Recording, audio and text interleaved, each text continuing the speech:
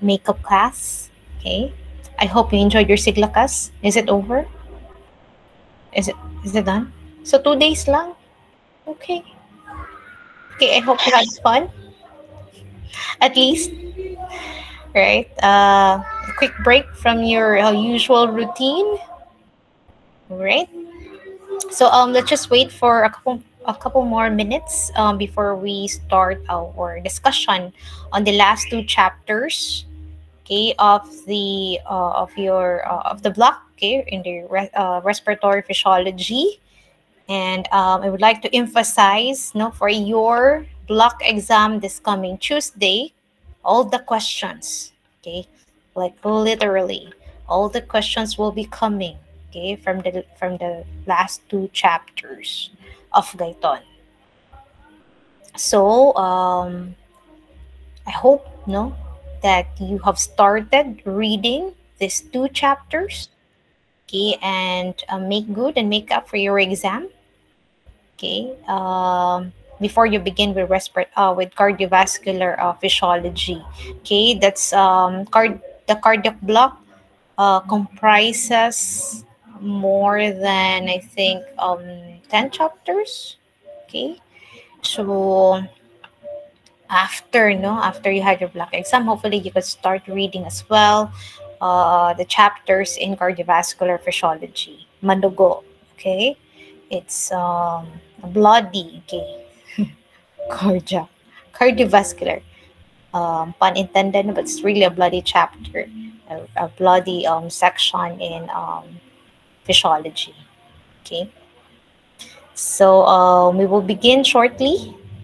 Yeah, let's just wait for some of your to join. Thank you.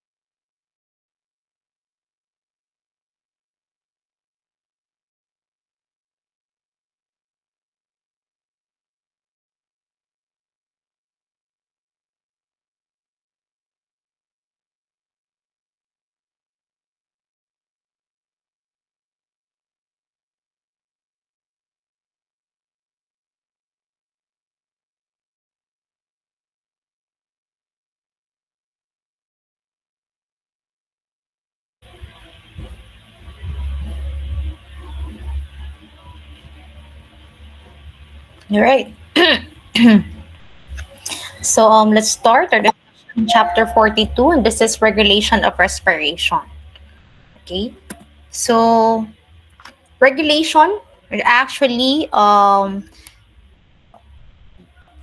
responsibly, no, due to, okay, or the regulation is of respiration is done, okay, through chemical regulation or neural regulation. So as you can see, no, the nervous system is the one responsible for adjusting the rate of alveolar ventilation, okay, to meet the demands, right, of the body, okay, and as well as to monitor, okay, and sense the levels of oxygen and carbon dioxide, okay, in the body. Okay, there are certain circumstances wherein there will be increase in demand, okay, physiologically when doing exercise, okay, strenuous activities, for example, or it could be secondary due to any disease process.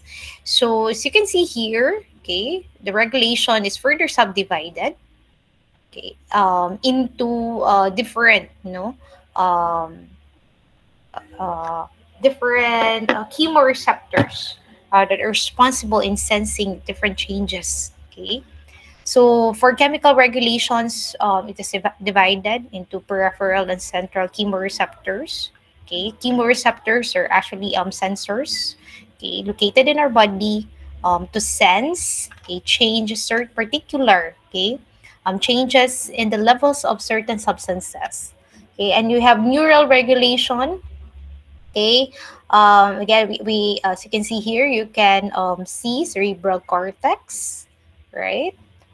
This is the specific areas of the brain, right, responsible for regulation of the respiration. We have pons and we have medulla. Okay, so this one gives you, what's wrong? I cannot see my slides. Can you see my slides? Yes, Doc. Okay, so everything's fine. Thank you. Okay. Okay, so moving on. Okay. We'll first tackle on chemoreceptors. Okay, so as you can see in the previous here, the previous diagram, it is divided to peripheral and central chemoreceptors. So peripheral chemoreceptors, basically, okay, if you can see the word peripheral is actually just outside, the CNS. So located in the carotid and aortic bodies, and the carotid body is the main peripheral, okay, chemoreceptor. Central chemoreceptors are situated just beneath the ventral, okay, when we use see the word or read the word ventral, that is in the front, okay, surface of the medulla. Now, the moving on, to tackle more on peripheral chemoreceptors, these are small size, okay, approximately 3 to 5 millimeter only, and and high rates of blood flow, okay, relative to their mass, because of its, of course, because of its location, right? For a while.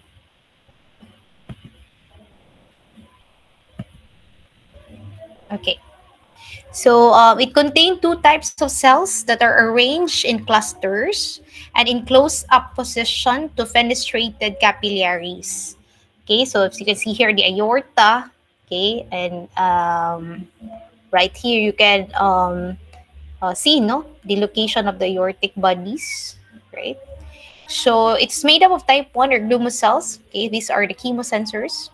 And it sends signals, okay, the respiratory center via the carotid sinus. Where is the carotid sinus? As you can see here, the upper portion. Okay, and glossopharyngeal cranial nerve, which is cranial nerve number 9. Where is it? Okay, here. Right away, right on top of the carotid sinus. So this is the one that sends signals. Okay, or the vagus nerve, cranial nerve 10, for those, okay, aortic bodies. Okay, these are the nerves that are responsible. There are, again, I would like to say it again, that some of the um, contents of the presentation are actually not found in Gaiton. Okay, they are found in other resources. But for the purpose of your exam, focus on the things, okay, that are tackled, or discussed in Gaiton. Right. So for type 2 or sustentacular, okay, there are supportive roles similar to the glia, right? So these are the cells, that are found, Okay, specific type of cells. They're found in these peripheral chemoreceptors. So again, they are composed of type 1 and type 2 cells, and those are their functions respectively. Now, how do these chemoreceptors respond to changes, in CO2 levels, hydrogen levels, and oxygen levels? So from here, okay, cannot see it properly. Okay, so as you can see, right? So the blood vessels right on top. Okay, so hypoxia, okay, closest O2 sensitive potassium channel. So please focus on the diagram on the right. Okay, this is the mechanism of chemoreceptor or the glumo cells that was mentioned earlier. Activation. Okay, note that the main neurotransmitter is ATP rather than dopamine.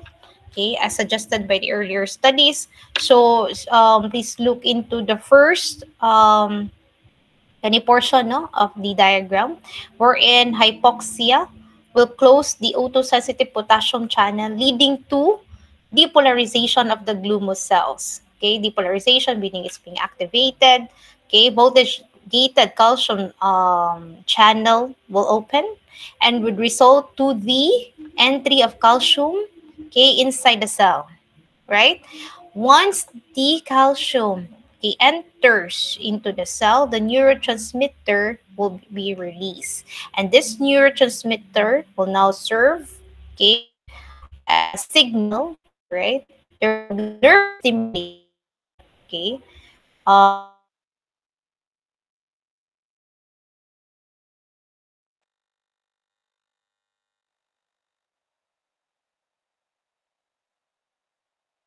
receptors would respond to an increase, okay, in partial pressure of the CO2 in the arterial blood, okay, decrease in pH, okay, or acidosis, right, and a decrease in partial pressure of oxygen, right, everything in their arterial blood.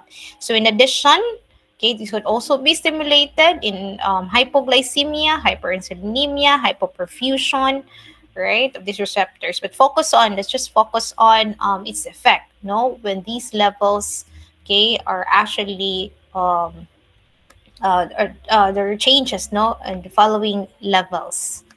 Okay, so in comparison to central chemoreceptors, okay, which project directly to the respiratory centers, they respond to increase in hydrogen ion in the CSF, or cerebrospinal fluid, okay, or the interstitial fluid of the medulla. Okay, but increase, okay, take note of hydrogen ions, such as in increase blood hydrogen ions, such as in case of acidosis, will fail to stimulate central chemoreceptors because of the blood-brain barrier. Okay, blood-brain barrier would not allow charged ions to pass through. So the blood carbon dioxide can influence these central chemoreceptors indirectly by getting converted into hydrogen. Okay, CO2 is able to act on both central, right, about 70 to 80% of the effect of carbon dioxide, as well as on peripheral, which comprises 20 to 30% effect of carbon dioxide on the chemoreceptors. Okay, we'll see the process later on how carbon dioxide indirectly would stimulate central chemoreceptors. Hypoxia also cannot stimulate central chemoreceptors. Rather, they are depressed, okay, by hypoxia. Okay, so take note on which, okay, excuse for one. Okay, and what would stimulate these receptors. Okay, so this is a diagram of the central chemoreceptors on the left, okay, which are a group of neurons along the ventral surface of the medulla. Okay, and you have here, the process on how the carbon dioxide would indirectly cause no stimulation of these chemoreceptors. So blood CO2 would diffuse into the cerebrospinal fluid. Okay. Now, in the CSF, okay, CO2 will combine with water to produce carbonic acid. Okay, are you familiar with this reaction? Okay, this is the same reaction wherein bicarbonates are produced, okay, or majority of the carbon dioxide in the body is being converted, right, to and further dissociate into hydrogen ions and bicarbonate. And remember, you still remember the enzyme responsible for this conversion? Okay, that's carbonic anhydrase.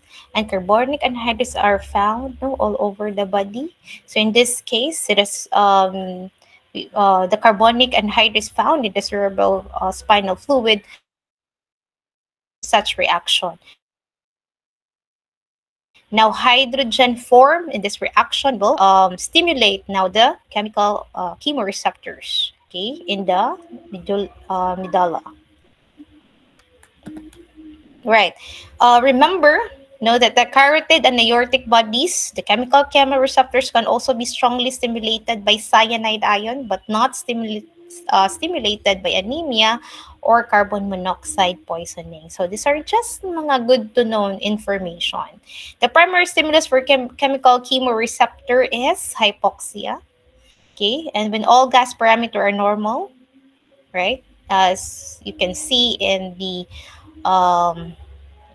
blood gas analysis, no? Increase in partial arterial pressure of carbon dioxide stimulates ventilation more than hypoxia. Okay? So when there is increase in partial pressure of arterial carbon dioxide, this is now the most sensitive stimulus. Okay? For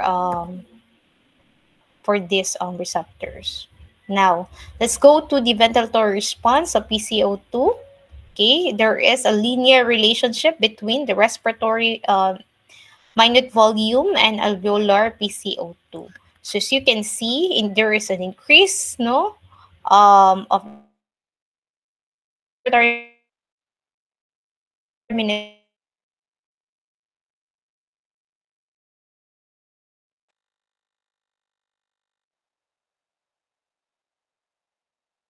carbon dioxide. How about ventilatory response to PO2? Relationship is not linear as compared to carbon dioxide. There is no increase in ventilation till, okay, a PO2 value, okay, or alveolar PO2 becomes less than 60 millimeter mercury. That is the point wherein you will see ventilatory response. The reason for this is that hemoglobin is a weaker acid, okay, than oxyhemoglobin. Therefore, with less oxygen, there is more.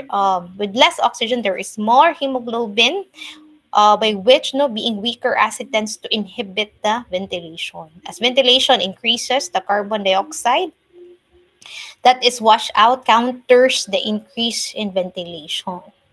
Okay, so again, ventilation does not increase until the alveolar O2 will drop to critical level. In this case, that would be less than 60 millimeter mercury, and that is due to, okay, the properties of hemoglobin being a weaker acid than oxyhemoglobin. Now, ventilatory response to both carbon dioxide and oxygen levels. So the effect of carbon dioxide excess and O2 lack is more than additive. Okay, if one were to plot a curve, as you can see on the right, between carbon dioxide and ventilation at different fixed O2 levels, one would get a fan of curves. So the slope of the curve between the CO2 and ventilation would increase significantly with decrease in O2 levels. Okay, so this is here. Okay, this is a fan of lines showing carbon dioxide response curves at various fixed values of alveolar PO2. And with that, you can see that there is an increase in ventilation, right? The intersection of this fan of curves is at one single point. okay, wherein PaCO2 is equal to 37, okay, millimeter mercury, right here. PaCO2 lower than this value will cause temporary cessation of respiration or the apnea point. Okay, this is I don't know if you can see, but if you can see where everything is at the same K point at less at about 37, right? There will be zero ventilation, and this is the point wherein you can see or observe apnea, okay, or cessation of respiration, right? Sorry. Now, moving on to the effect of baroreceptor stimulation. So, baroreceptors, okay, these are sense, no, when there's pressure or stretch, okay, in the vessels, right? Or there are actually changes, no, detected in the blood pressure. So it inhibits respiration. The effect is almost of no physiologic importance, but it's good to know that there are actually baroreceptors that are located, in the vessels that would respond to pressure or stretch. Effect of sleep. So there is a decrease in sensitivity to carbon dioxide during the slow wave sleep. And during the REM sleep, there is even further decrease, in sensitivity to carbon dioxide. How about voluntary hyperventilation? Okay, in this case, it will raise alveolar or arterial PO2 and will lower the carbon dioxide because again, there is increase in ventilation, hyperventilation. The fall of carbon dioxide that is responsible for the depression in respiration that follows hyperventilation. So this may cause apnea. Okay? Remember at the point, katong nga graph, wherein it shows at certain levels of carbon dioxide, it will now cause cessation of breathing. Hyperventilation is performed while breathing 5% carbon dioxide. And with this, the alveolar PCO2 does not fall, right? Respiration is not depressed after the hyperventilation. So hyperventilation will continue. Now, depression of respiration following hyperventilation is due only to the washing out of carbon dioxide and not due to the rise in oxygen. Okay? So washing of carbon dioxide or decrease in the levels of carbon dioxide. Right. Mona, no, if you notice, for those suffering from hyperventilatory response secondary to anxiety attack, okay, there will become a period wherein they would, have difficulty in breathing and then would result to loss of consciousness, um, in, uh, in certain scenarios. Okay. Chronic obstructive pulmonary disease, COPD, and chemoreceptors, normal carbon dioxide sensitive chemoreceptors become less sensitive, in this condition, leading to a high arterial levels of carbon dioxide and low levels of oxygen. Okay, because there is retention of carbon dioxide. Now, person with COPD, okay, the stimulus to breathe is low arterial levels of oxygen or hypoxia, acting via peripheral chemoreceptors. So in the previous point, we're in, it is on the levels of carbon dioxide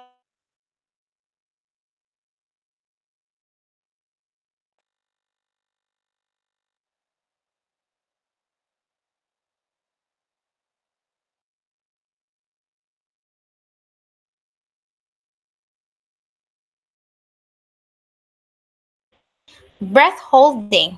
Now, the breaking point is a point at which, okay, breathing can no longer be voluntary hold or inhibited because of increase in carbon dioxide and decrease in O2.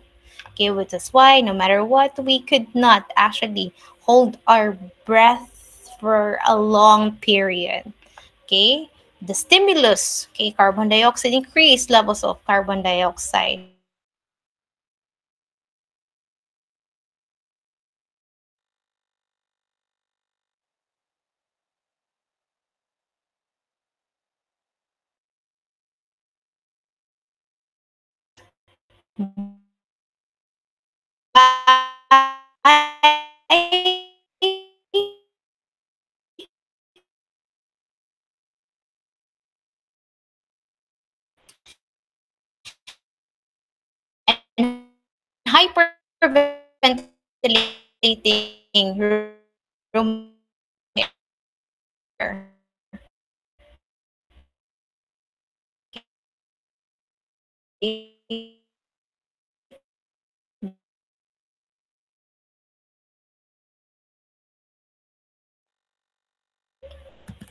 All right. Neural regulation of respiration. We have autonomic control. Okay, this is by the brain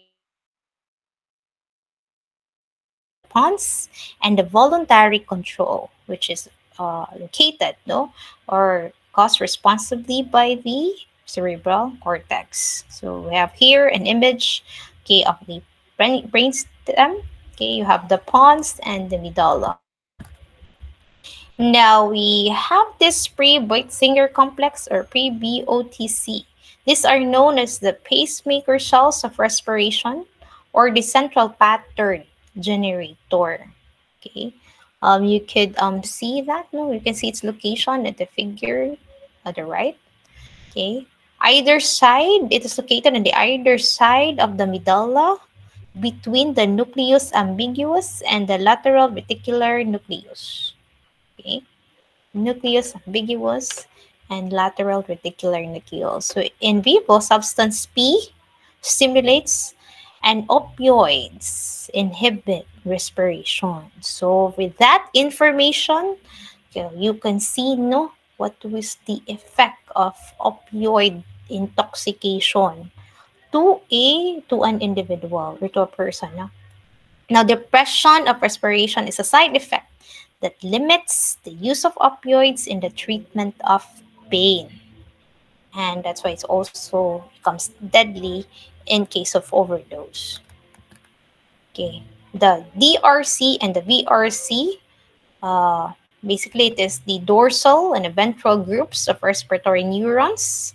Okay, they are present in the medulla. You can see these are the brainstem areas on the right. An image, no? A picture of the brainstem areas involved in respiratory control. Or D, you can see here the ventral, again ventral located in the front, and dorsal at the back. No, respiratory group of neurons. Lesions of these neurons do not abolish respiratory activity, and they apparently project to the pre-Boitzinger pacemaker neurons. Because of course, these are actually located, no, in the where again at the side. So it has a different location, no, from the respiratory group, okay, of neurons. Now, let's go first to the ventral respiratory group.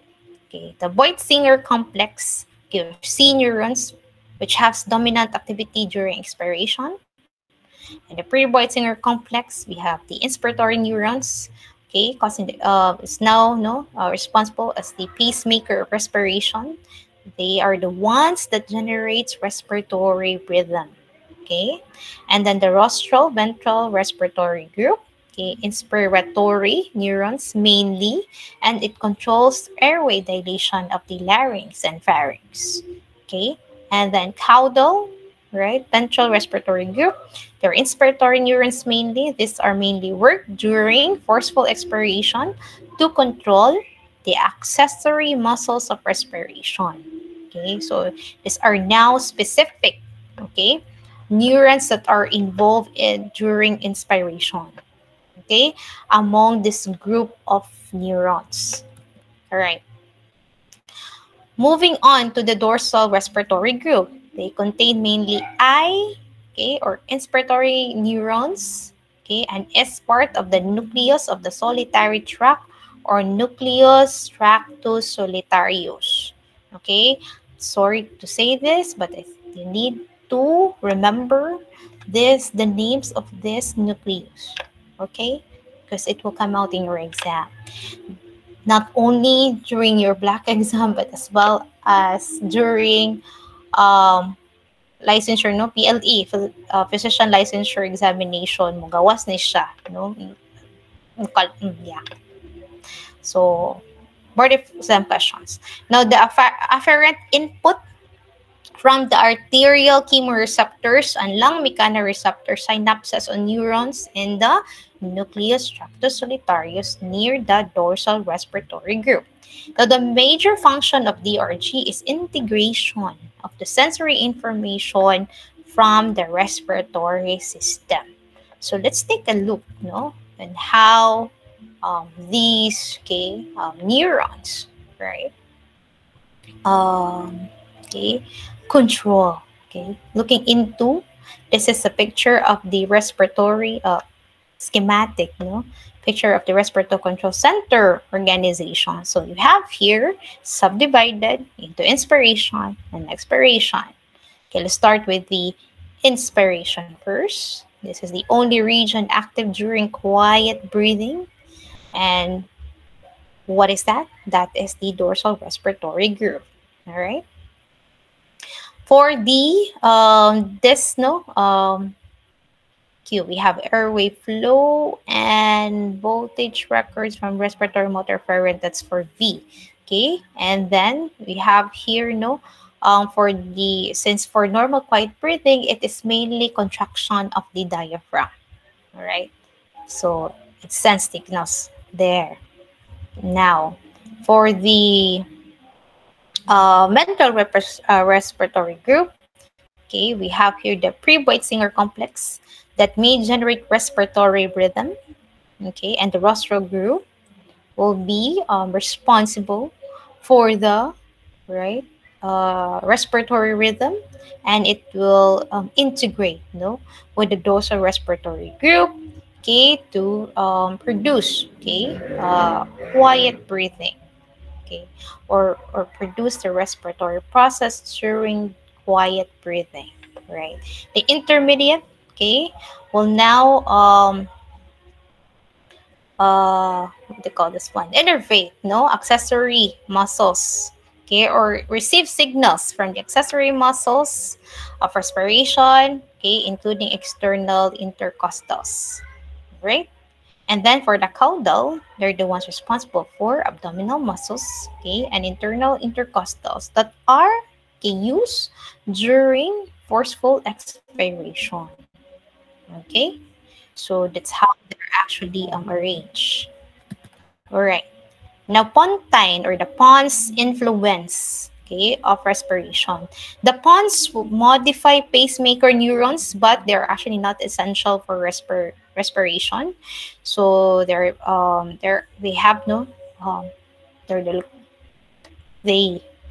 contain the pneumotaxic center and the apneustic center. So what is pneumotaxic center? Control rate of breathing.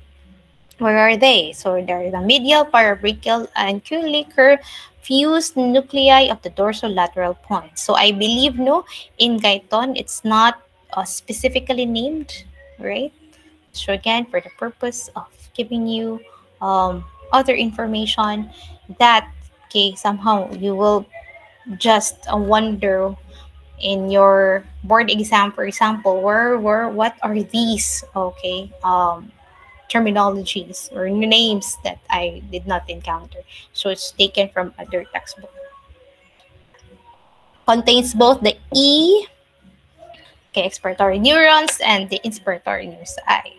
Okay, the normal function of the pneumotaxic center is unknown, but it may play a role in the smooth switching, between inspiration and expiration. So it's like tuning, fine tuning the breathing, smooth breathing process, right?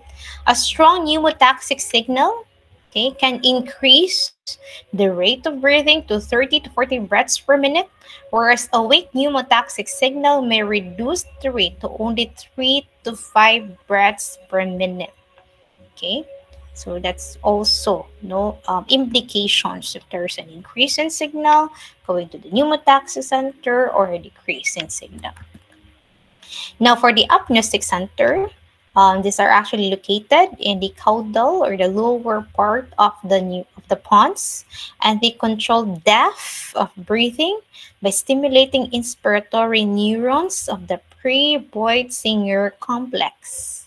Okay, the center is tonically active. Okay, it may act as an integration site for the afferent information and the specific group of neurons that function, okay, as the agnostic center has not been identified. Okay, so it's just a specific group that function. Okay, so again, agnostic center, depth of breathing. Okay, so let's look into this okay, schematic diagram. No, so we have here the pons. Again, the pons serves as the pneumothoracic center and the agnostic center.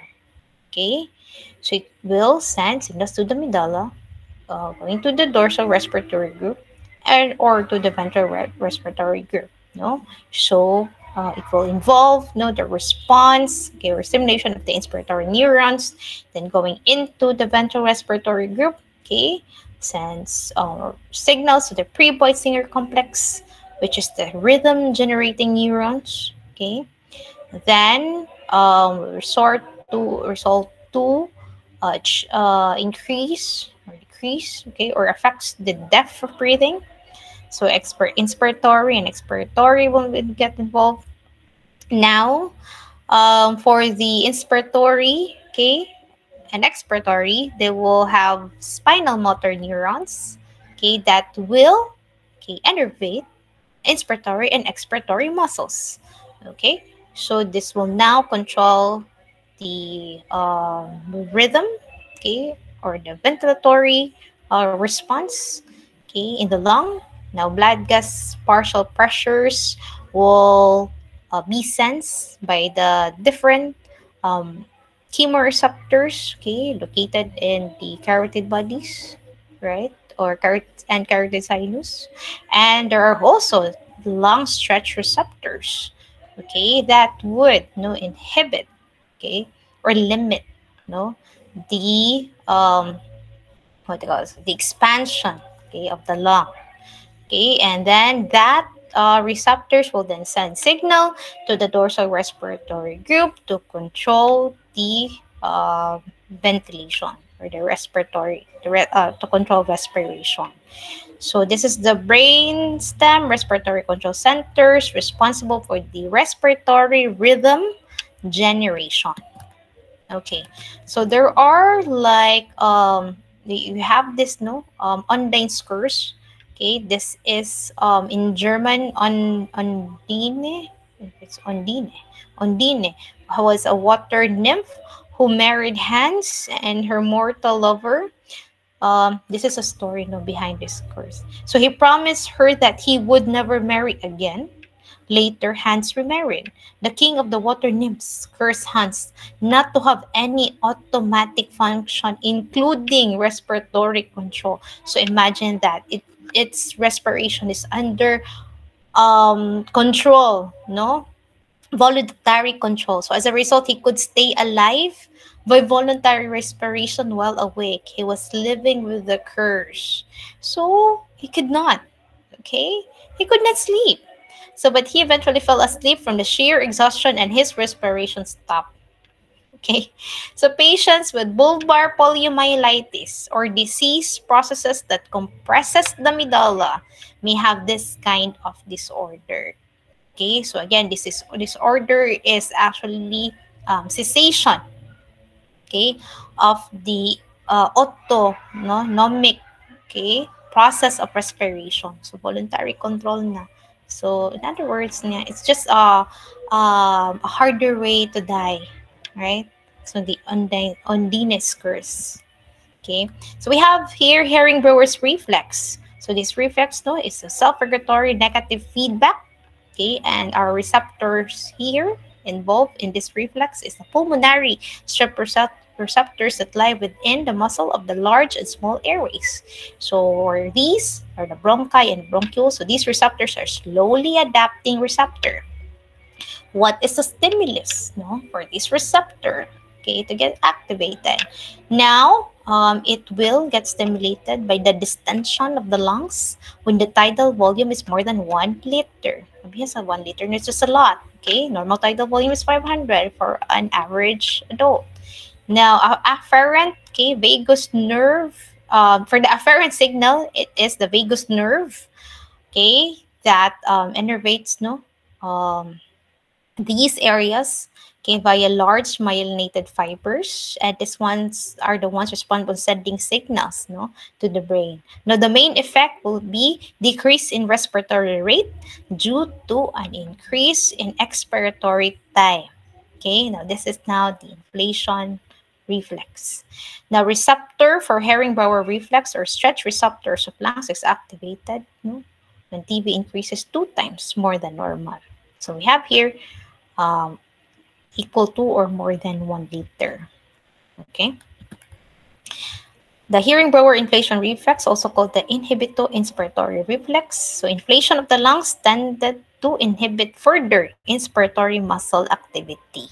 Okay, so this is really the bottom line of this reflex. So with lung inflation, stretch receptors are stimulated and send neural signals via vagal afferents to inhibit the apnostic center.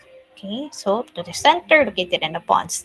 Thus, they function to facilitate the termination of inspiration and starts expiration, which becomes prolonged.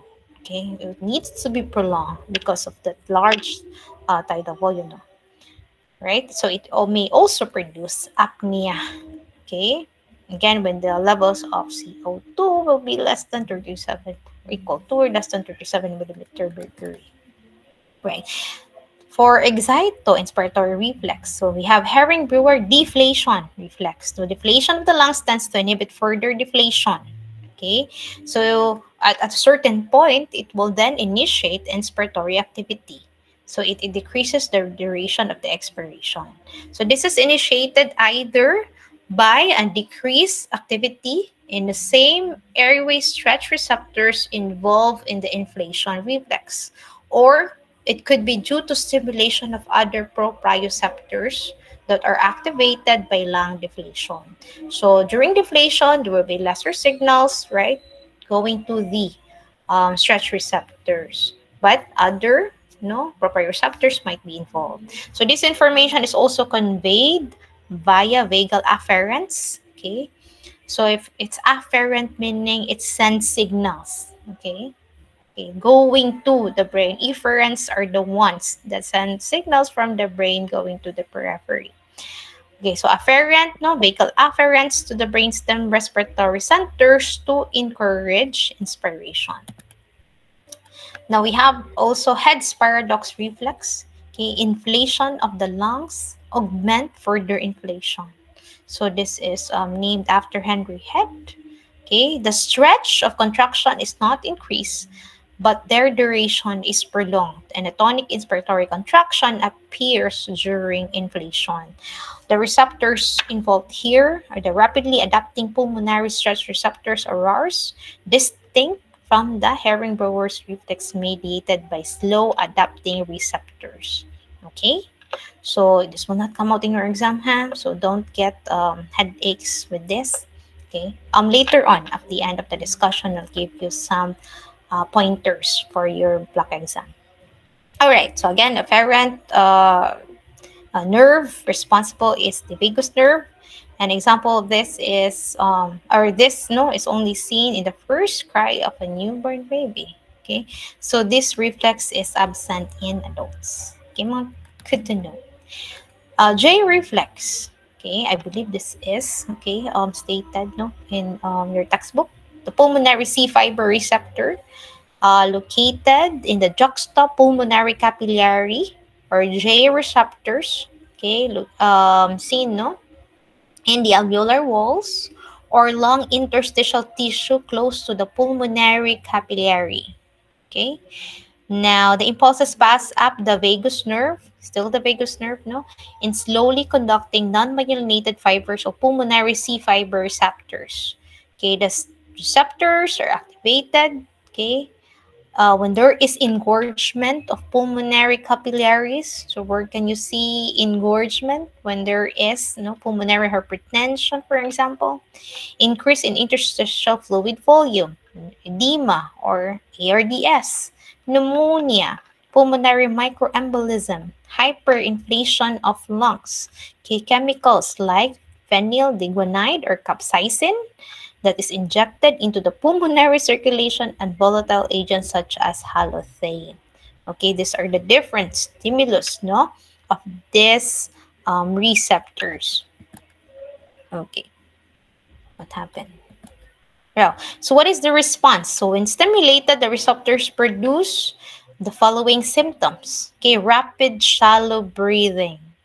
Okay, intense stimulation causes apnea, bronchoconstriction, increased mucus secretion, bradycardia, and hypotension, and as well as weakness of the muscles.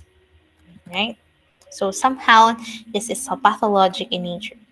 All right, so there it is. Okay, location, okay, of the different receptors. So we have muscle joint receptors that would sense chest wall position and muscle tension. Okay, the effect will be normal breathing. For irritant receptors, it will sense chemicals, dust, cold air. So as a result, it will produce coughing and bronchoconstriction. We have stress receptors, okay, found in the that would sense lung inflation and would result to inflation and termination of further inflation. J receptors, okay, senses chemical stretch and pulmonary edema, and as a result will produce shallow breathing, okay, bronchoconstriction and mucus secretion. All right. So this table shows you the different types of breathing pattern. Okay. From normal breathing, okay, the term is called eupnea.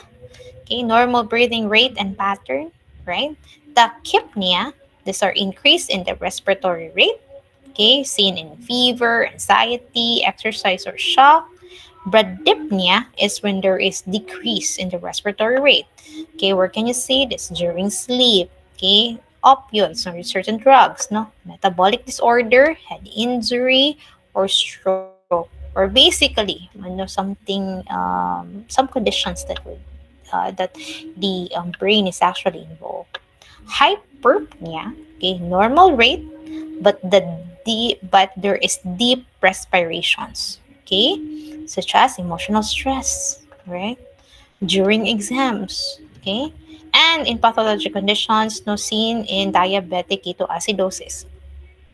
Chine-Stokes breathing, okay. This is a gradual increases and decreases in respirations with periods of apnea. Okay. There's a discussion there in Guyton. Please read that. Read everything in Guyton, okay, for the purposes of your exam. Severe, this is seen, or caused by severe cardiac failure, brain damage, okay, increasing intracranial pressure, and then there is brain stem injury. Okay, so Chine-Stokes breathing. Okay, increase, and then there's a period of apnea, and increase again. Okay, and then followed by another period of apnea. All right, Biot's breathing. Okay, I think it came out in one of the board exam. So Biot's, okay, is described as a rapid, deep respirations or gasp with short pauses between sets. Okay, as you can see in the picture, it's not like a regular rhythm, of breathing. So rapid, deep gasping, like that. How do you gasp? Like that, gasping. Okay, so with short pauses between sets. Okay, so this is seen, in spinal meningitis, okay, CNS causes such as head injury, okay. So as you can see, if there's something actually, any conditions that affect the head, okay, it will really affect the respiratory pattern. All right, Kaufman's breathing. This is tachypnea and hyperpnea. Okay, again, hyperpnea is that there is deep, okay, respiration. So seen, okay, in diabetic ketoacidosis, uremia, sepsis, salicylates, methanol, aldehyde, lactic acidosis. So pathologic, Kussmaul's breathing. Okay. Moving on, okay, this is the summary of the respiratory control pathways. So, okay, we have here the different sensors, okay, the control center, okay, wherein all the signals are sent. No, it's like the brain here, okay, has the central processing unit. And then we'll also send signals to the different effectors, okay, responsible for the change, if there will be changes in the breathing pattern. Okay, so for central chemoreceptors, it senses hydrogen ion concentration. Okay, then for peripheral, okay, chemoreceptors, changes in oxygen, carbon dioxide, and hydrogen levels. Okay, then for pulmonary receptors, right, we have stretch, okay, as the primary signal. And then for joint and muscle receptors, we also have stretch and tension. Now, this will then be processed by the different respiratory neurons, located in the brainstem, and then send signals to the diaphragm. Okay, in inspiration, to aid in inspiration, external intercostals, accessory muscles, and expiration, we have internal intercostals and the abdominal muscles. Okay, let's take a short break and we'll continue with the next chapter.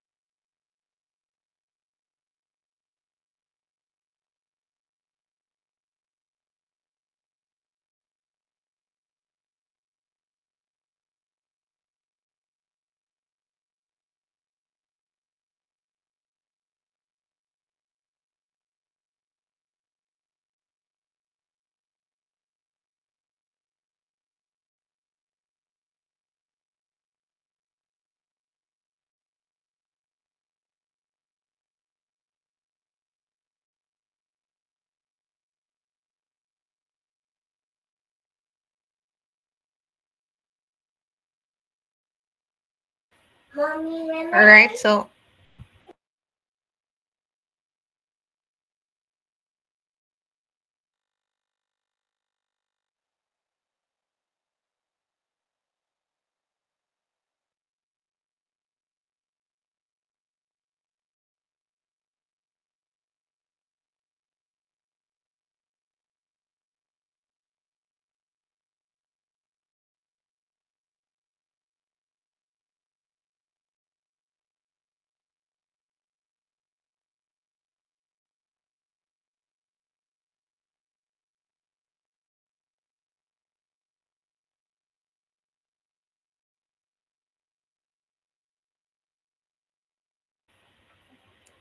all right, sorry for that disruption. Okay, and some distractions. Anyway, let's move to the last chapter, which talks about no respiratory insufficiency, the different conditions, okay, that would affect the lungs. It's pathophysiology, not really in depth, okay, but a general overview of the pathophysiologic process, okay, diagnosis, okay, and oxygen therapy, right?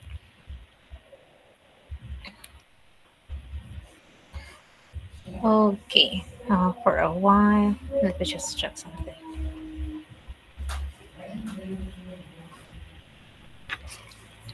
Okay.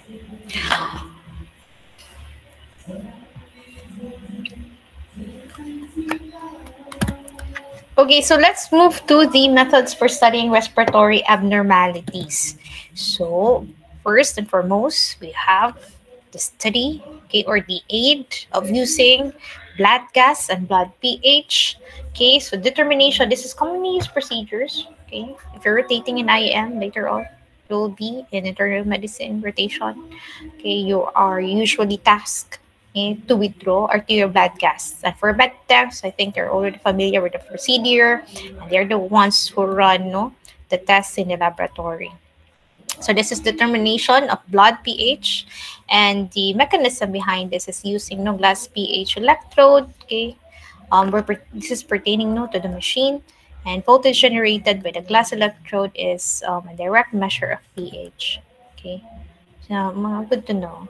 Now, um, will not go in detail no, on the process, okay, of how the different gases are actually measured, okay. So, but basically, no, we use the values that we generate, okay, in the test, no, to determine, okay, what it was acid base no condition that the patient may have, or basically determine no the different levels of their oxygen, carbon dioxide, and bicarbonate, pH, okay, that will aid no in the management, okay, of a person or a patient that is suffering from a respiratory condition. Okay, so that's the use no of the arterial blood gas analysis. Now we have this maximum expiratory flow.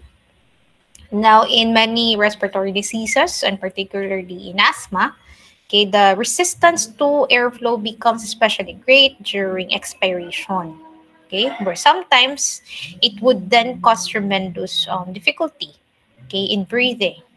So the maximum expiratory flow is measured. This is when a person expires with great force. The expiratory flow reaches a maximum flow beyond which the flow cannot be increased anymore.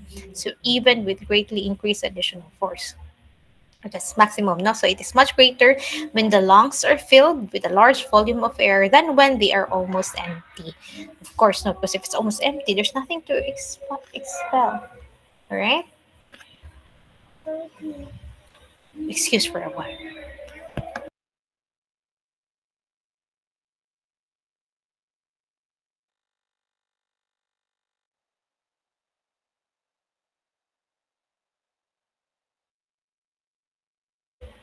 Okay.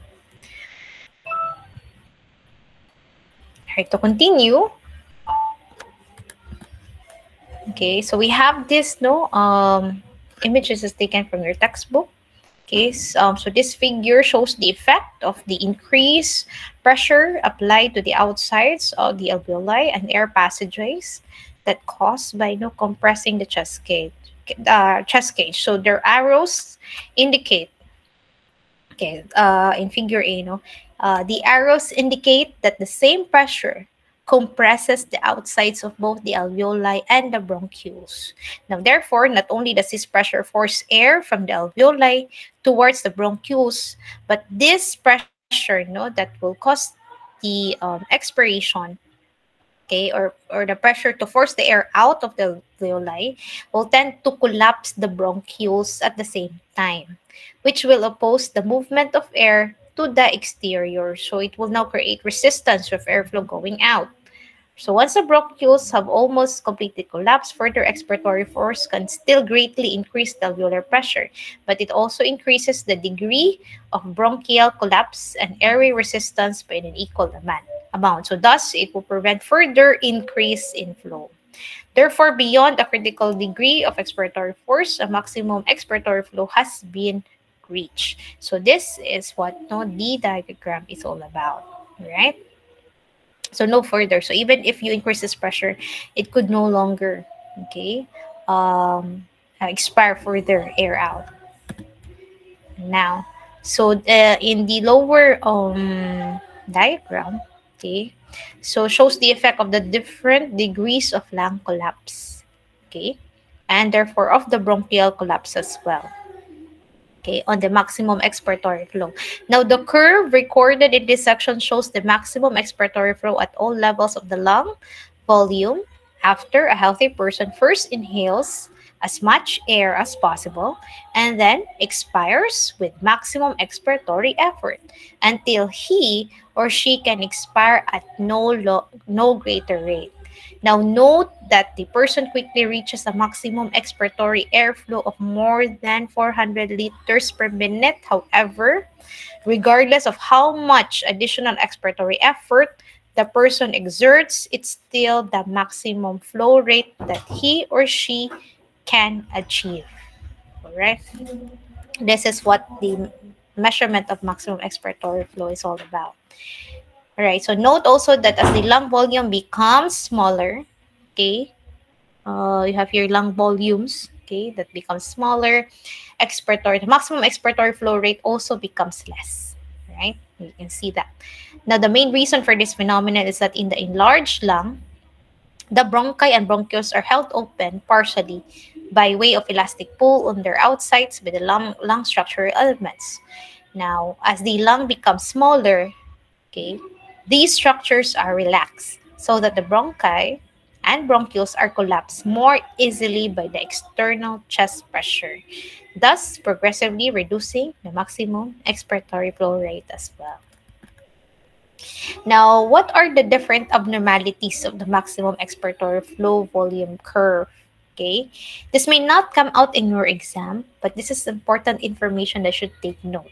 Okay, it may come out in some other exams that you might take in the future. Okay, but here, okay, note the expiratory flow volume curve. So in constricted lung diseases, there will be decrease. In this condition, there is a reduced total lung capacity and reduced residual volume, right? And then maximal expiratory flow cannot rise to equal that of a normal curve, right? Fibrotics was our disease conditions, okay, that would result to constricted lung diseases, okay, fibrotic diseases of the lung such as tuberculosis and silicosis, okay, diseases that constrict the chest cage. They have kyphosis, scoliosis, and fibrotic pleurisy. So what is that curve, or how does the curve look like? So as you can see in the figure at the right, the ones in blue represents constricted lungs. Okay, the ones in red is a normal curve, and you can see that it will not really rise. Expiratory airflow could not rise as that of normal, and there is as you can see, why it starts in 3, because there is reduced total lung capacity and reduced residual volume. Right. For airway obstruction, okay, that curve is represented by the green. Okay, there's a green curve in the figure. So it's much more difficult to expire than to expire because, of course, there is an obstruction. Closing tendency of the airways is greatly increased because of the extra positive pressure required in the chest to cause expiration. The air tends to enter the lung easily, but then becomes trapped in the lungs. Okay, that's why, as you can see, there is an increase in lung volume. That's why the curve starts at the 7 liters here in this figure. Now, over a period of months or years, it will increase both the total lung capacity and the residual volume. So where can you see this kind of condition? Excuse me for a while.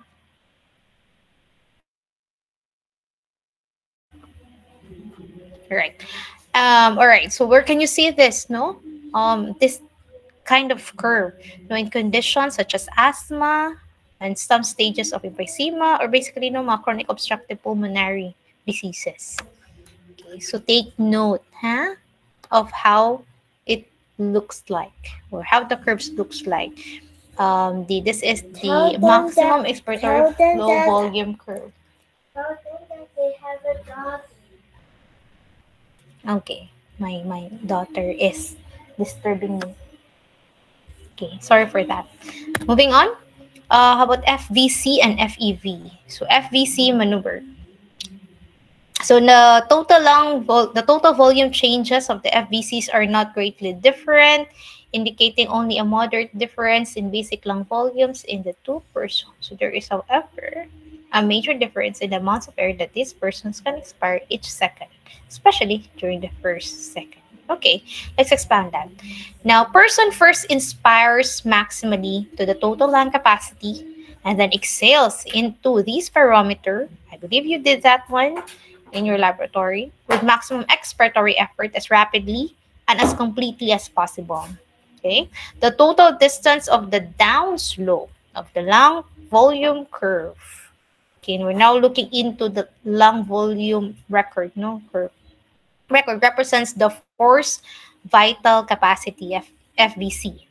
FEV1, okay, is the forced expiratory volume during the first second. In the normal person, percentage, okay, of forced vital capacity that is expired in the first second divided by the total FVC.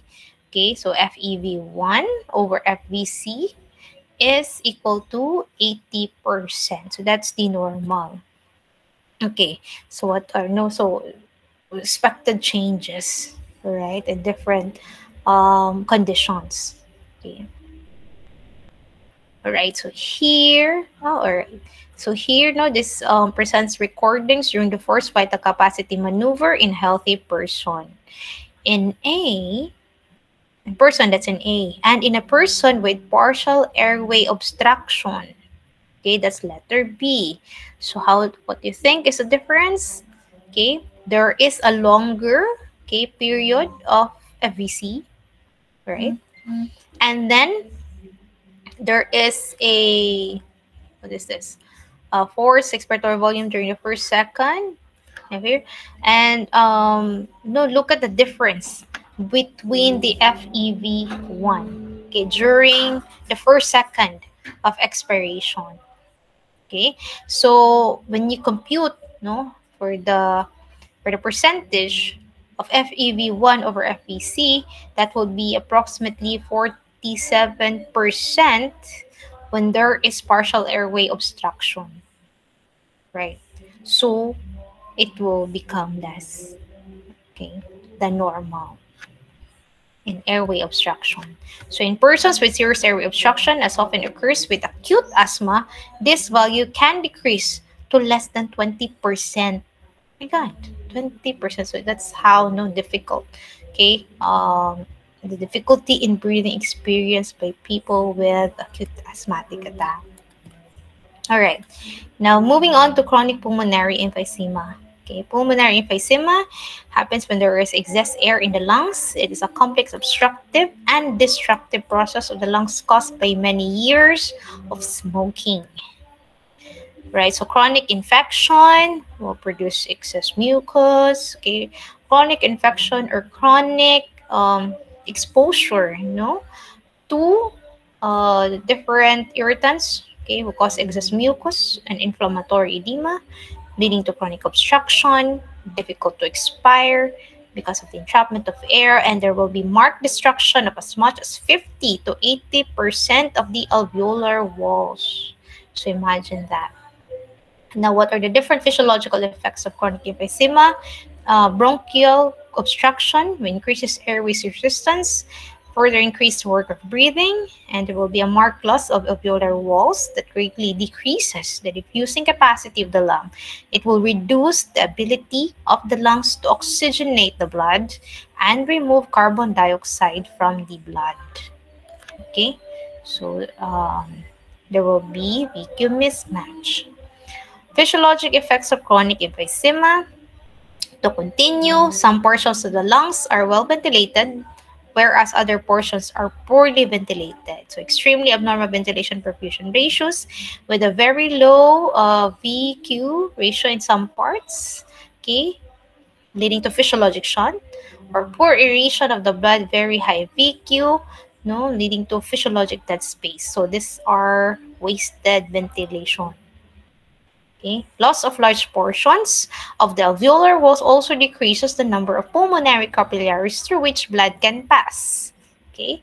The pulmonary vascular resistance often increases markedly, causing pulmonary hypertension, overloads the right side of the heart, leading to right-sided heart failure. Okay. Okay. Chronic emphysema usually progresses slowly over many years. Hypoxia and hypercapnia develop because of hypoventilation of many alveoli plus loss of alveolar walls. Okay. The net result of all these effects is severe, prolonged, devastating air hunger that can last for years. Okay. Until the hypoxia and hypercapnia cause death. Okay. When you see one, you will really remember. When I see a patient with COPD, you will never forget it. No, because of this, no, they would you because of this air hunger. All right, they really wanted, even if they're actually has kind of oxygen supplementation.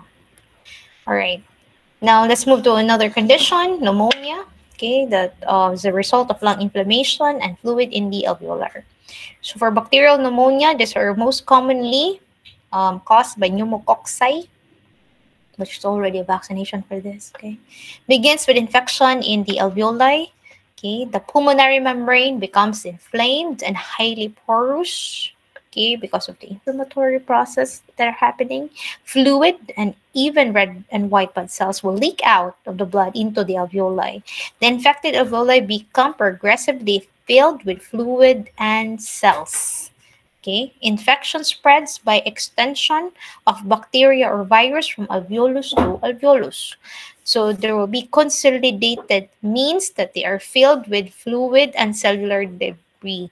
Consolidated, no, if you will see in a chest x-ray, there are like specific area.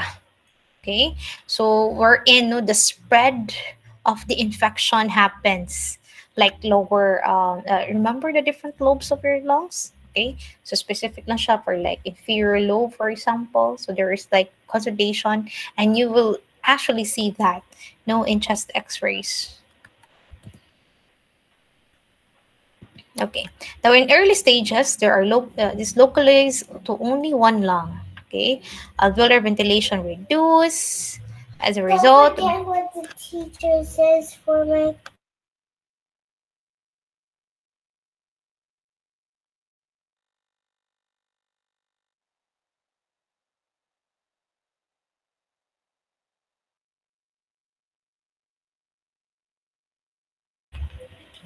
Okay, let's make this quick.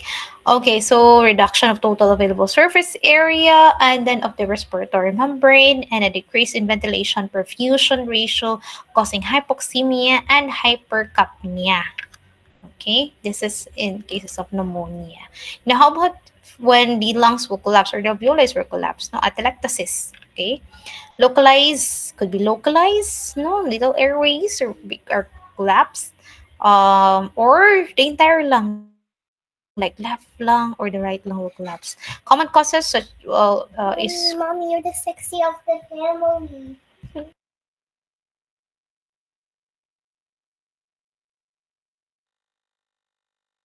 can I apologize no for that disturbance to my daughter. Anyway, so lack of surfactant in the fluids lining the alveoli, okay, will also cause collapse. So remember, diba, the conditions like in infant, okay,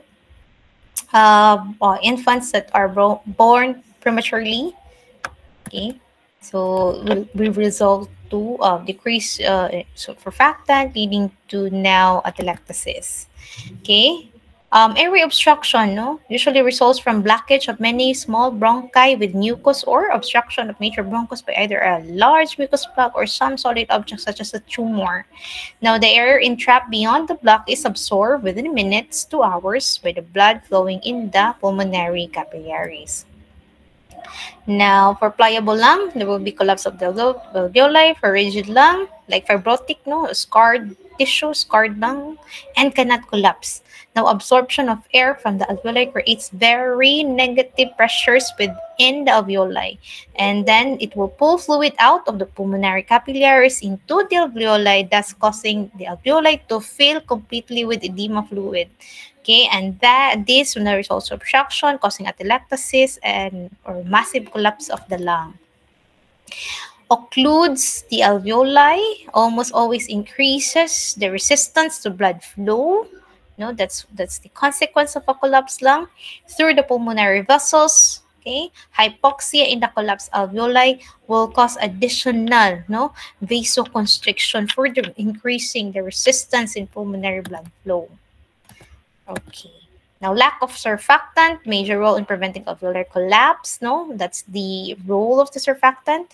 And in hyaline membrane disease or cold respiratory disease syndrome of the newborn, okay, again, as mentioned, premature babies.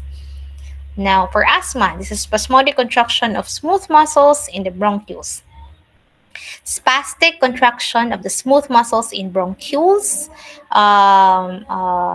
So to be specific, we have the terminal bronchioles, contractile hypersensitivity of the bronchioles in response to foreign substance in the air, or could be due to allergic hypersensitivity, especially sensitivity to plant pollens, okay, or hypersensitivity to non-allergenic types of irritants in the air. Okay. Mediated by IgE antibodies, cause allergic reactions when they react with the specific antigens that have caused them to develop in the first place. Now, these antibodies are mainly attached to mast cells, and when mast cells becomes activated or attached with antibodies, it will now cause the release of several different substances. Okay. And number one that causes this reaction, histamine, slow acting substance of anaphylaxis, eosinophilic chemotactic factor, and bradykinin. Mommy. Okay? Mommy. Yes, please, my love.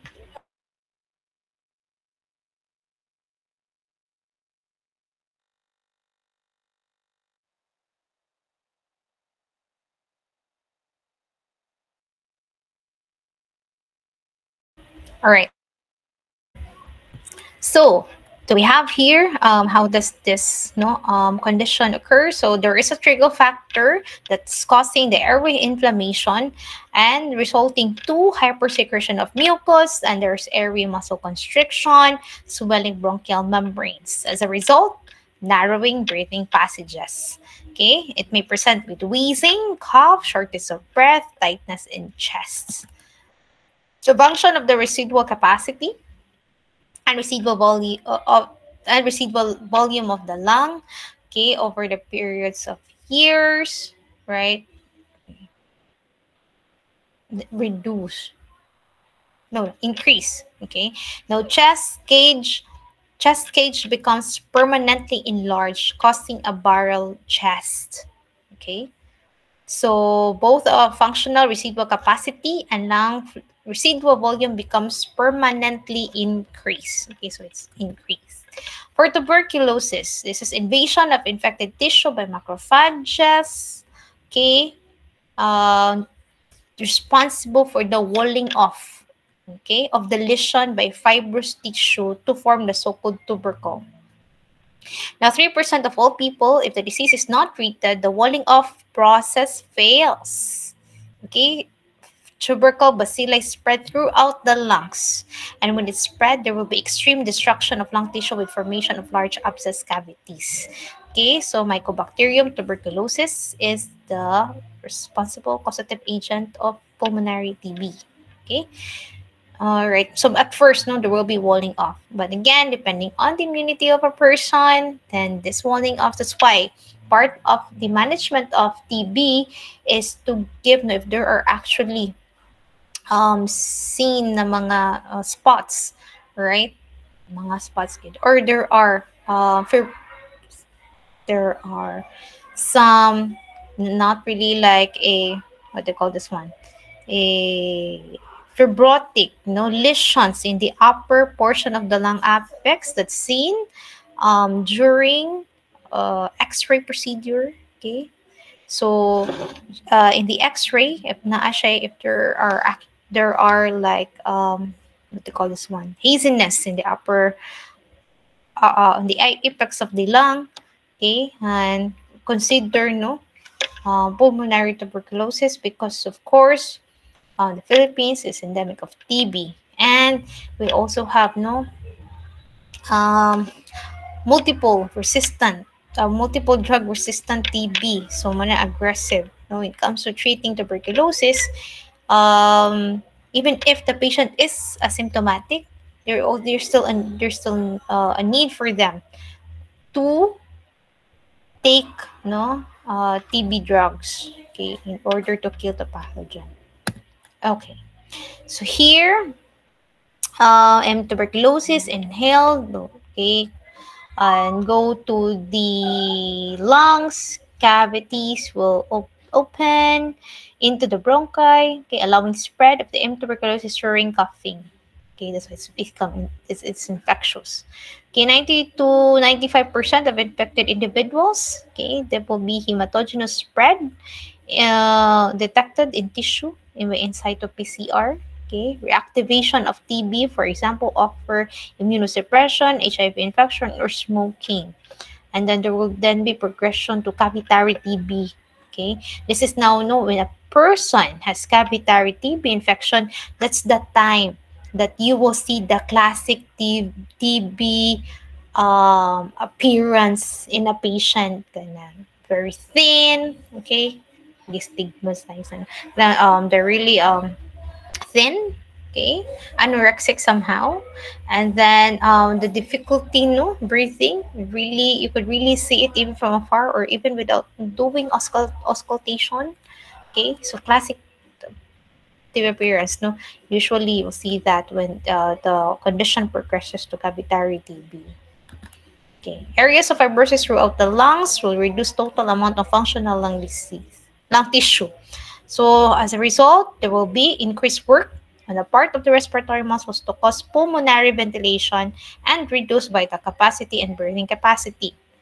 The reduced total respiratory membrane, okay, surface area, and increased thickness of the respiratory membrane progressively diminish pulmonary diffusing capacity, and also the abnormal ventilation perfusion ratio in the lungs, further reducing the overall pulmonary diffusion of oxygen and carbon dioxide. Okay, because damage naman, destroyed lung tissue. Now let's proceed to hypoxia and oxygen therapy. Okay, classification of the causes of hypoxia. First is there is inadequate oxygenation of the blood in the lungs because of extrinsic reasons.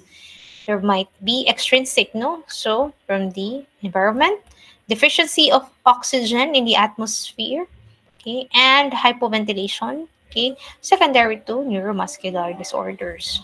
Okay. Pulmonary disease. Okay, hypoventilation caused by increased airway resistance or decreased pulmonary compliance, abnormal alveolar ventilation perfusion ratio, and diminished respiratory membrane diffusion. Also from venous to arterial shunts or right to left cardiac shunts. And when there is inadequate oxygen transport to the tissues by the blood, secondary to anemia or abnormal hemoglobin, general circulatory deficiency, localized circulatory deficiency such as peripheral, cerebral, coronary vessels, and when there is tissue edema. And when there is inadequate tissue capability of using oxygen, where do you see this? Poisoning of cellular oxidation enzymes, diminished cellular metabolic capacity for using oxygen. Okay, such as in cyanide poisoning, no? Action of the enzyme cytochrome oxidase is blocked by the cyanide, okay?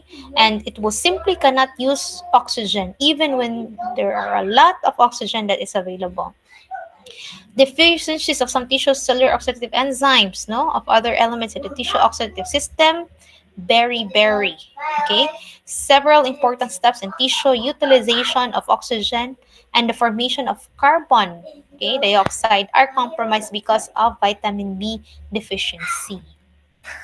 Now, what is the effect, okay, or what are the effects of hypoxia on the body? If severe enough, death of cells throughout the body. Less severe, there will be depressed mental activity, okay? Sometimes in a closed room, also remember when you're studying, ensure that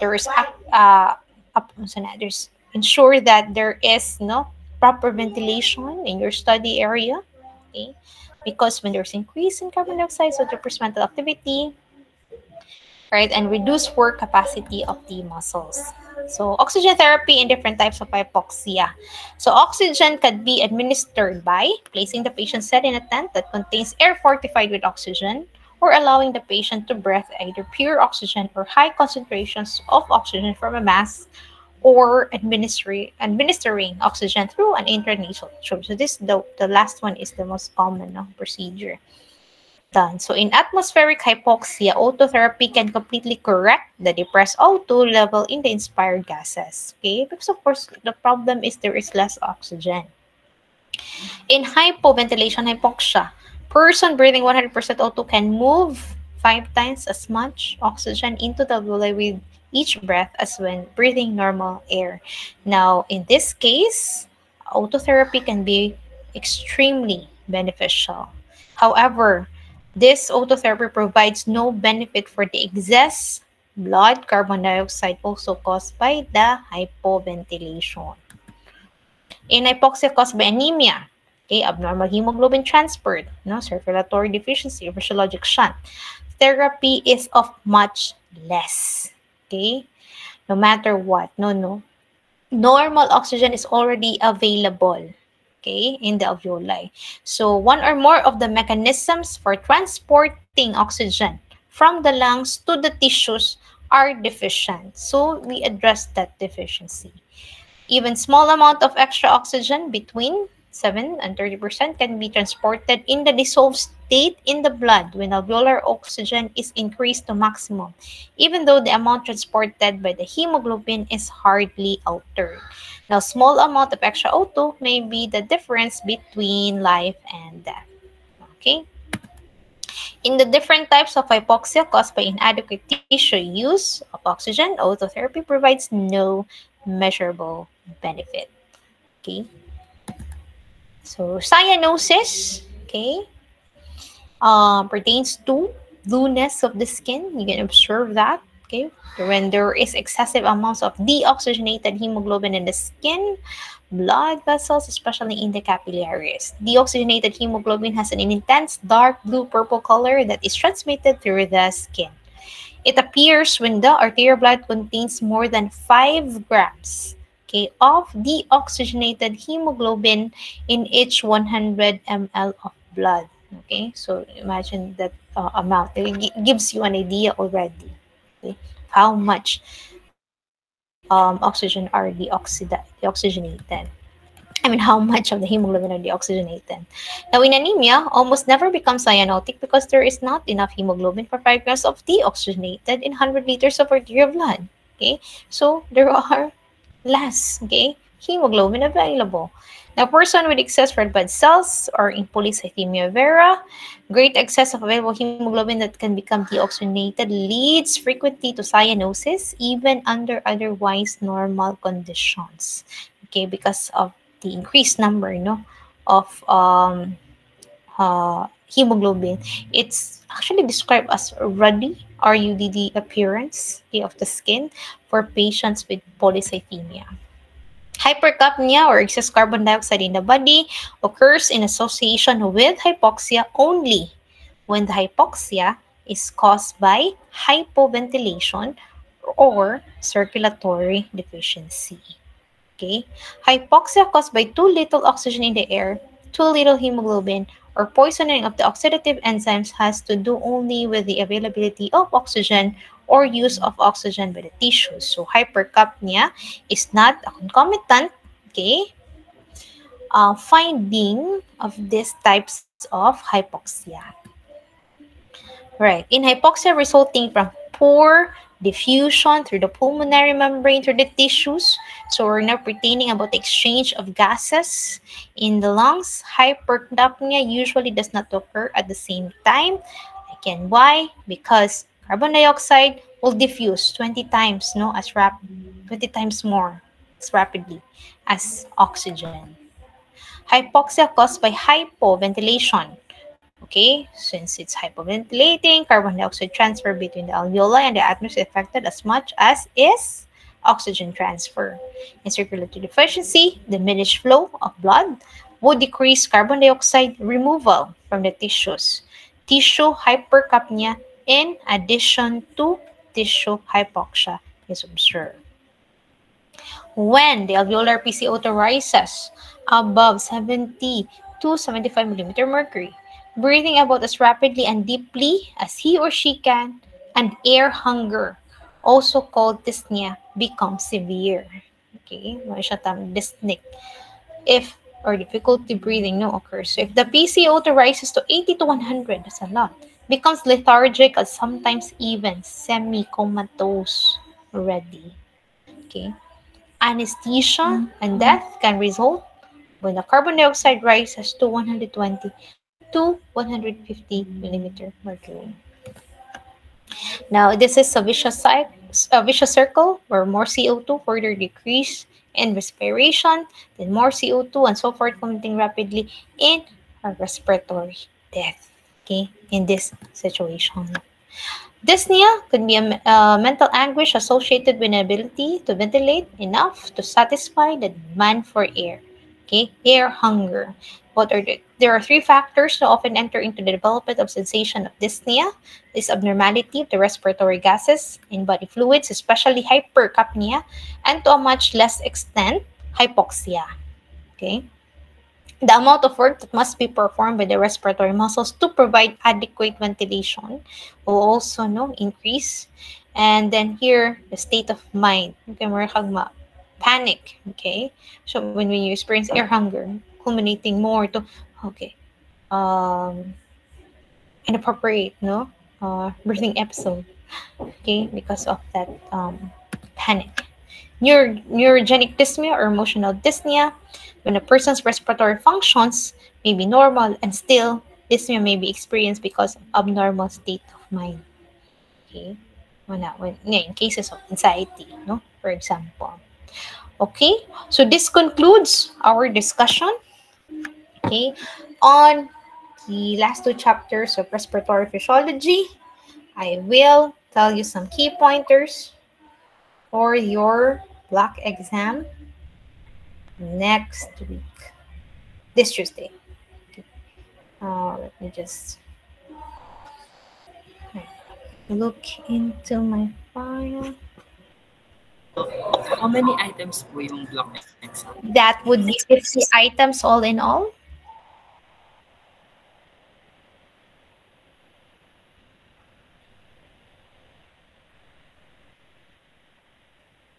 And that would be the same, no? Or maybe somehow depende on the what do you call this one? The subject, okay? Could be more or could be less, but not pwede siya maabot. It will not be up to 100 item examination for your block exam. Okay. So for your block exam, okay. Yeah. What are the different circumstances that will happen? In particular, disease conditions, like in TB, for example, and asthma. Okay, mga yeah, consequences, no? Okay, in those conditions. Okay, physiologic characteristics. Okay.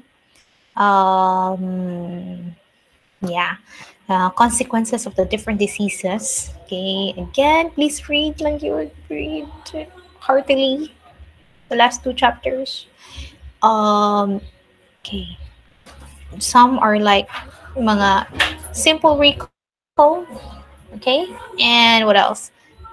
And okay, it will also look into um, changes to FFRC and RV in some conditions. Okay, take note of those conditions that would affect. Okay, and what are the changes? Okay, to the FRC and RV. Okay, what else? Examples. Okay, that would cause atelectasis. Okay, and the consequence. And what else? Okay. Usually, there are plenty of recall questions. So make sure to read the chapters thoroughly. And yeah, what are the different consequences? No, what happens to the lung tissue, to the alveoli? Okay, when this condition takes place in the lung. Okay.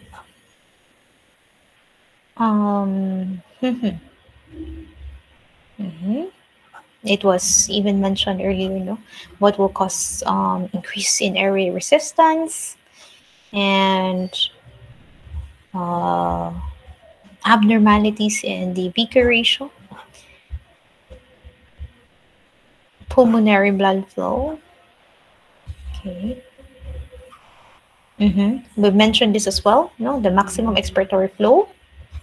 Okay, what are the possible changes if restricted, and what was the other one? Restricted disease and when there is obstruction. Okay.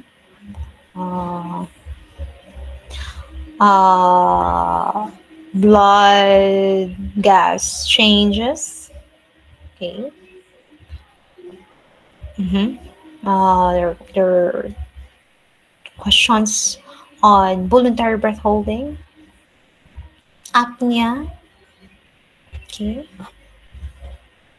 Chine-Stokes breathing. And yeah, there are like 3 questions, asking for Chine-Stokes breathing. Okay, edema, the different receptors, okay, located in the lungs. All right, and take note of their specific locations, and what is its effect. Okay, someone is raising his or her hand. Wait. Nina Grace. Okay.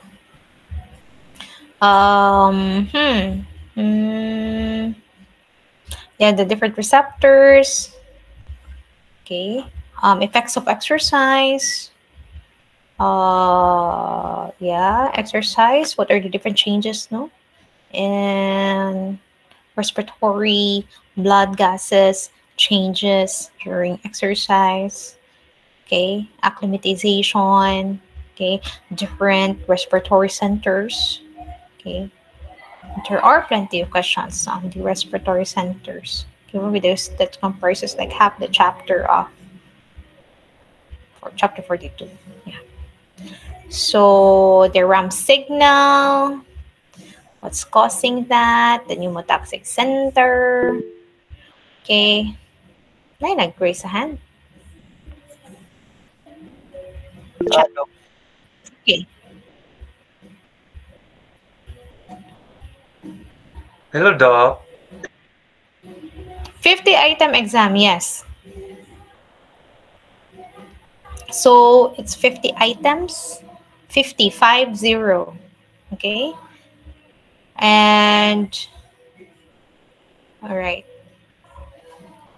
The stimulus, no, the different stimulus of the different receptors. Okay. What else?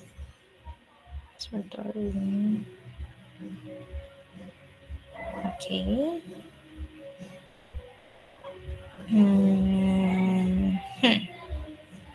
So at what certain points, no, or levels of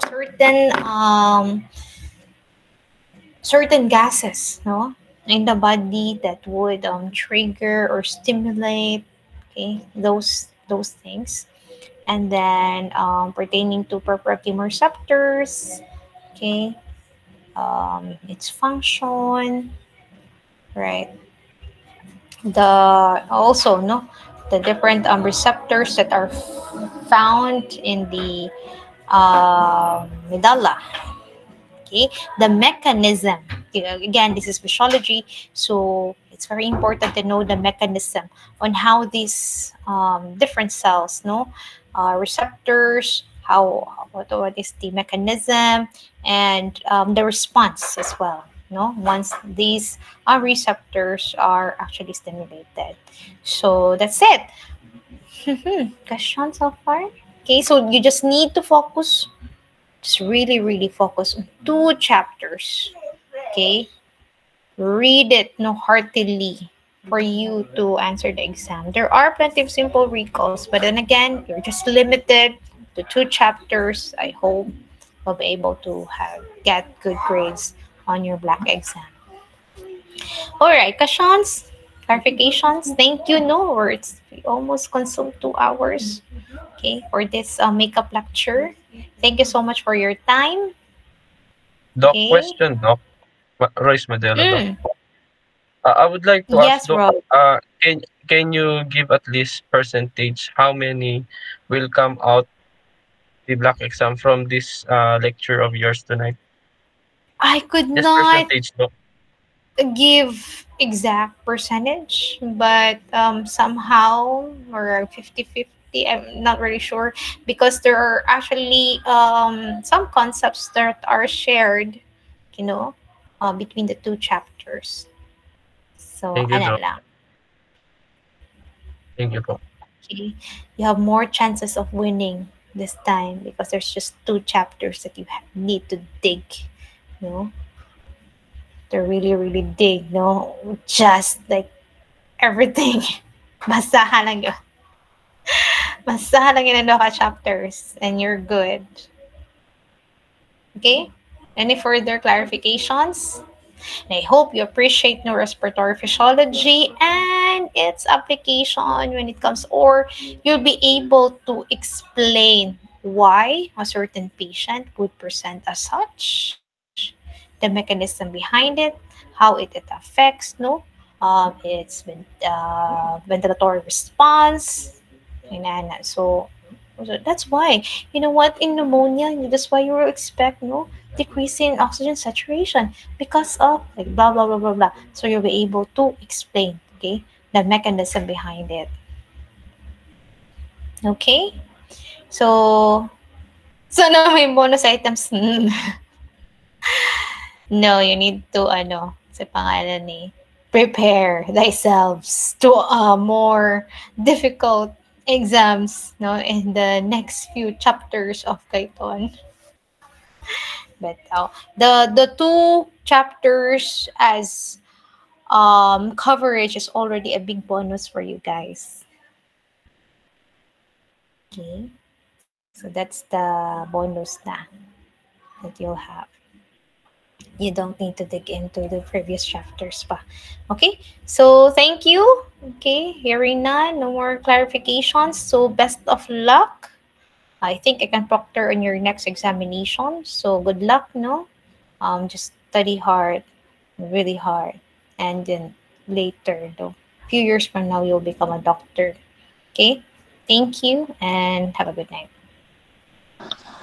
Thank you, Doc. Thank you, Doc. Thank you, Thank you, Doc. Doc. Thank you, Doc. Thank you, Doc. You're welcome. Thank you, Doc. Thank you, Doc.